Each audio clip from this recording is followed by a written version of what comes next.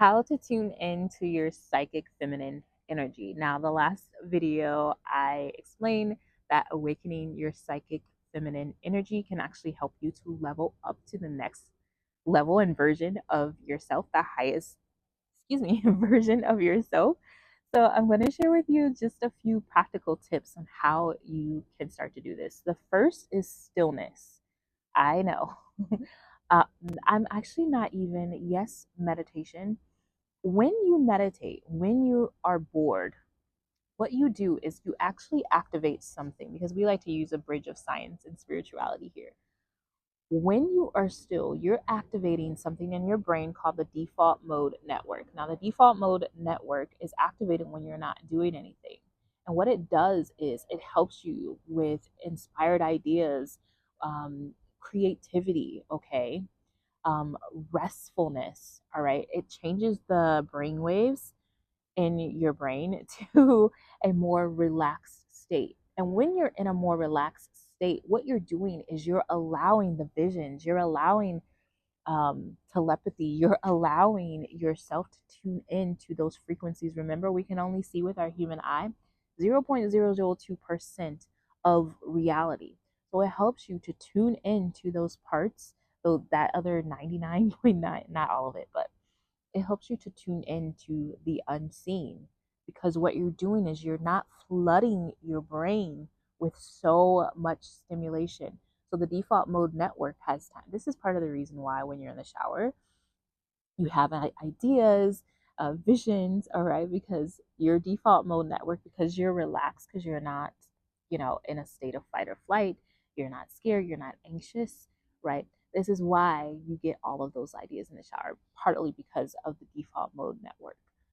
So practice stillness. This is going to be hard for your neural pathways at first. It's going to be resistant.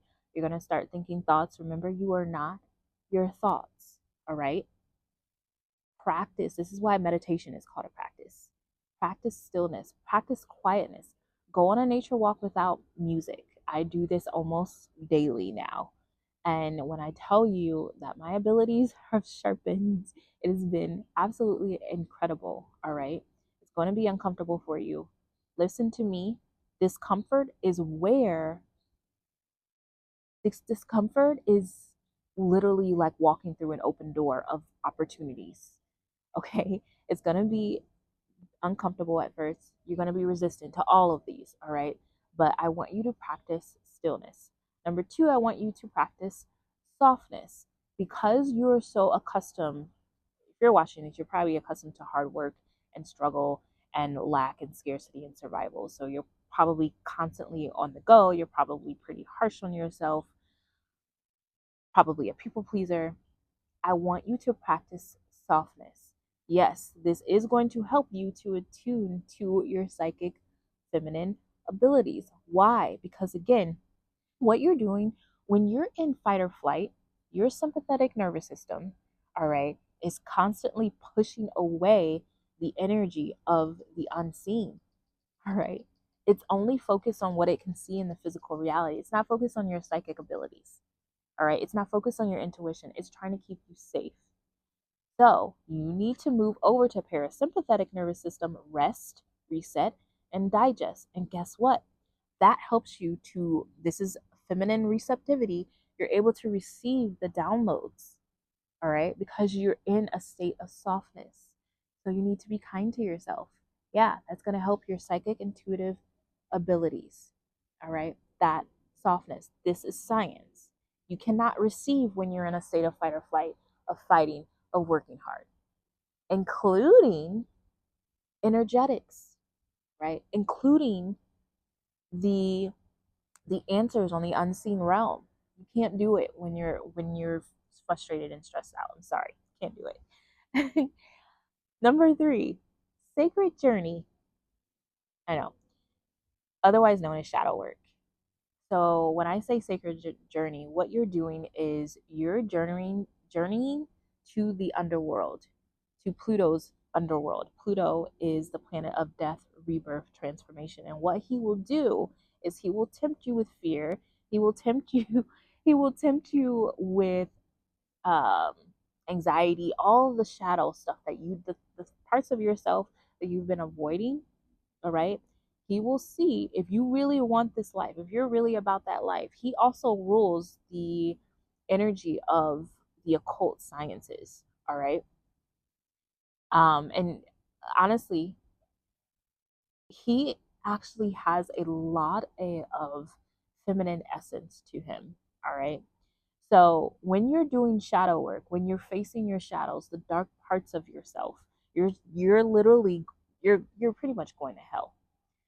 You have to journey to hell, all right? In some ways, you have to face those the traumas. You have to face um, the old identities that you need to get rid of.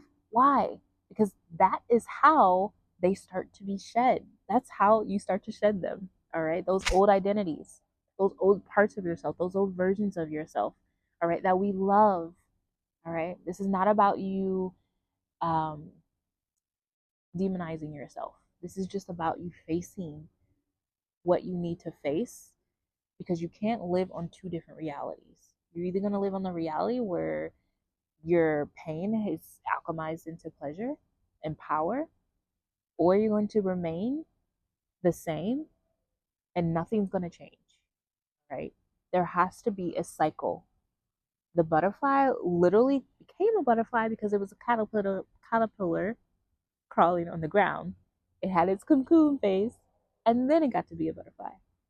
So you need to take the sacred journey to the underworld via shadow work. All right.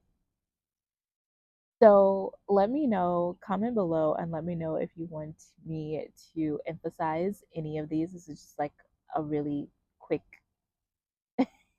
video about how you can practically start to attune to your psychic feminine energy. All right. Thank you so much for watching. Bye.